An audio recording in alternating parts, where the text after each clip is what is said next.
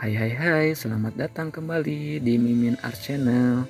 Tentunya penasaran kan dengan alur cerita selanjutnya?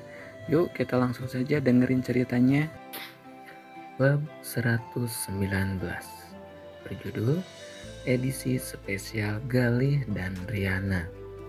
Beberapa hari kemudian, "Boy, jangan lari-lari nak," Alpian berseru di tengah keramaian. Sejak memasuki gedung mewah itu, Boy tak henti-hentinya menunjukkan rasa bahagia dengan berlarian bersama anak-anak seusianya.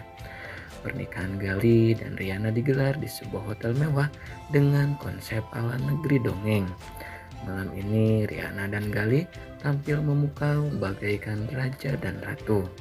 Meskipun sebelumnya Riana kekeh meminta pernikahan digelar secara sederhana dan hanya melibatkan anggota keluarga saja, namun rupanya Galih memiliki keinginan lain.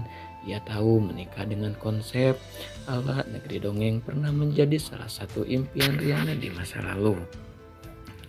Satu persatu tamu bergantian memberi ucapan selamat, termasuk Alpian dan Aileen. Malam itu Bara juga datang bersama anak dan istri, dan kebahagiaan itu berhasil diabadikan dengan foto bersama.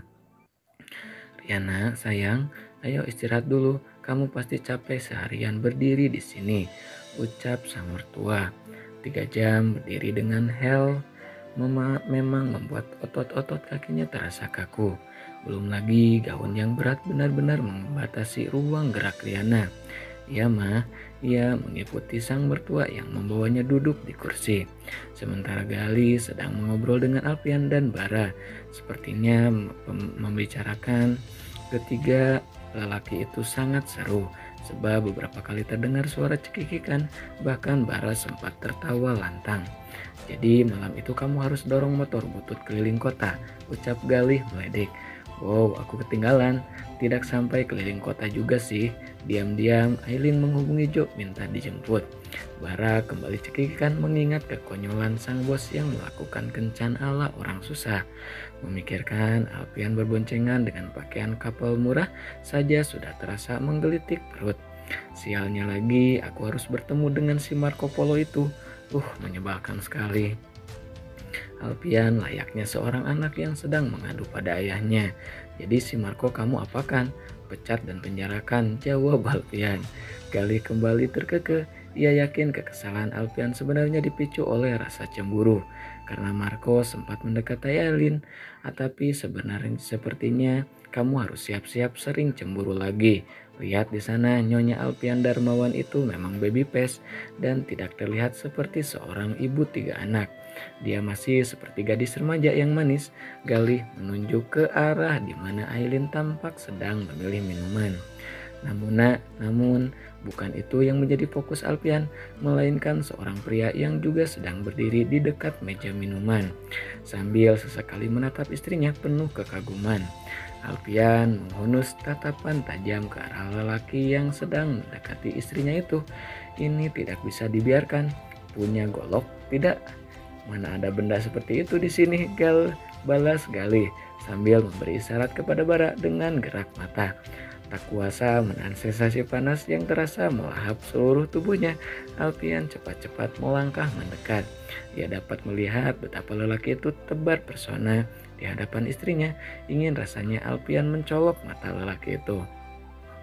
Begitu telah berada di sisi Aileen, ia melingkarkan tangan ke pinggang sang istri dengan begitu posesif. Sebuah gustur yang seolah menegaskan bahwa dirinya lah pemilik sah dari wanita itu. Lelaki asing yang sejak tadi berusaha mendekati Aileen pun tampak sedikit terkejut, apalagi saat Alpian menghadiahi tatapan tajam. "Sayang, pulang yuk, kasihan anak-anak di rumah." "Loh kok cepet mas, bukannya lagi ngobrol dengan Kak Gali." "Kamu pikir kamu ibu-ibu yang doyan gibah?" ucapnya ketus. "Bukan begitu maksud aku." "Ya sudah, kalau begitu aku mau cari Boy dulu." Ketika Aileen beranjak untuk mencari putranya, mata Alpian terus mengikuti kemana wanita itu melangkah. Tubuh mungil dan wajah cantik itu memang selalu menjadi pusat perhatian para lelaki. Umur segini memang lagi imut-imutnya. Resepsi pernikahan pun usai. Para tamu mulai meninggalkan gedung satu persatu. Begitupun dengan sepasang pengantin baru itu. Galih yang tadinya ingin menginap di hotel akhirnya urung karena Riana memilih untuk pulang ke rumah sang mertua. Galih mengulas senyum saat memasuki kamar dan mendapati Riana berdiri di sudut kamar. Wanita itu tampak sedang kesulitan membuka resleting gaun panjangnya. Perlahan Galih mendekat dan menggantikan posisi tangan Riana, lalu menarik resleting ke bawah yang menampilkan punggung mulus wanita itu. Sontak saja kedua sisi pipi Riana memerah, apalagi saat jemari Galih menelusuri punggung polosnya. "Terima kasih," ucap Riana. Ia menunduk dan tidak berani menatap lelaki yang kini berstatus suaminya. "Kenapa sih kayak baru kenal aja?" protes Galih. "Malu mas," Riana menunduk demi menyembunyikan semburat merah di pipi. "Ya ampun," Galih tertawa gemas, lalu mendekap wanita itu. Perlahan rasa hangat terasa menjalar ke hati Riana. Detak jantung yang tidak teratur sepertinya sedang lari maraton. "Aku mau mandi dulu," ucapnya gugup. "Mandi bareng aja gimana, hah?"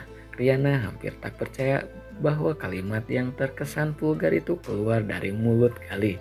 Selama ini Galih adalah sosok kalem dan tenang, tidak seperti sekarang di mana ia sangat frontal mengucapkan sesuatu. "Gak usah gitu ekspresinya," Galih kembali tertawa. "Mandinya jangan lama-lama ya." Tak dapat menahan malu, Riana segera masuk ke kamar mandi. Cukup lama ia menghabiskan waktu di dalam sana dan membuat Galih mulai bosan menunggu. "Sayang, kamu ngapain sih di dalam?" Hening tak ada sahutan apapun dari Riana. Hingga Galih memutuskan untuk beranjak menuju kamar mandi dan mengetuk pelan-pelan. "Kamu gak pingsan di kamar mandi kan?" Sebentar terdengar sahutan dari dalam yang membuat Galih bernapas lega. Pintu kamar mandi akhirnya terbuka.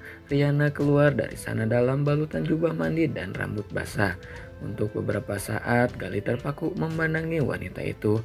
Riana tampak sangat manis tanpa riasan apapun.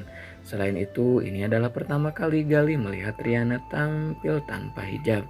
Sebab sejak menghilang beberapa waktu lalu, Riana memutuskan untuk benar-benar memperbaiki diri dan mengubah penampilannya. Sementara Riana sudah gemetar, apalagi saat melihat suaminya hanya berbalut handuk yang menutupi bagian paling pribadi tubuhnya. Aku mau pakai baju dulu, boleh sayang?" Galih mengatupkan bibir menahan tawa.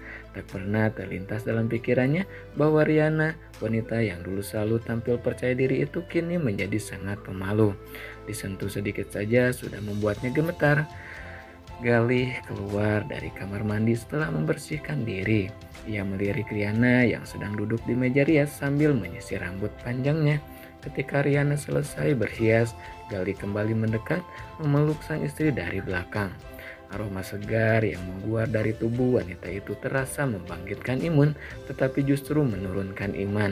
Tetapi segalanya harus terganggu oleh suara ketukan pintu. Sambil menggerutu dalam hati, Galih beranjak membuka pintu. Tampak Bikasi berdiri di depan pintu dengan senyum ramah. "Den, ditunggu ibu di bawah. Katanya makan dulu. Mbak Riana belum makan dari siang katanya." "Ya Bi, saya sebentar lagi turun." "Baik Den." Riana menatap suaminya itu. "Ada apa mas? Kita makan dulu yuk. Mama udah nunggu di bawah." Oke, Riana segera memakai hijab instan miliknya. Di meja makan terlihat Mama sudah duduk manis dengan berbagai hidangan di meja. Wanita itu tersenyum ramah saat menatap menantu baru di keluarga mereka mendekat. "Mama dengar kamu suka sup ayam. Tadi Mama mampir ke restoran favorit Mama beliin khusus buat kamu." "Makasih Ma, maaf membuat Mama repot." Riana merasa hatinya menghangat, tak pernah menyangka bahwa wanita yang dulu menentang keras hubungannya dengan Galih itu sudah memberi restu. "Gak apa-apa sayang, ayo makan." Riana lebih dulu melayani sang suami dengan mengambilkan beberapa menu yang setahunya adalah kesukaan Galih. Kemudian menggeser semangkuk sup yang disiapkan sang mertua untuknya. Riana menyendokkan kuah sup ke mulut, namun detik itu juga kedua alisnya saling bertaut. Matanya membulat, baru suapan pertama saja sudah membuat Riana mual. Apa Mama tidak tahu kalau supnya sudah basi? Riana menatap sang ibu mertua yang menatapnya dengan semirik di sudut bibirnya. Nah, segitu dulu ya bab 119-nya. Terima kasih yang selalu stay tune. Jangan lupa di like, di subscribe juga ya yang baru bergabung. Makasih banyak. Bye bye.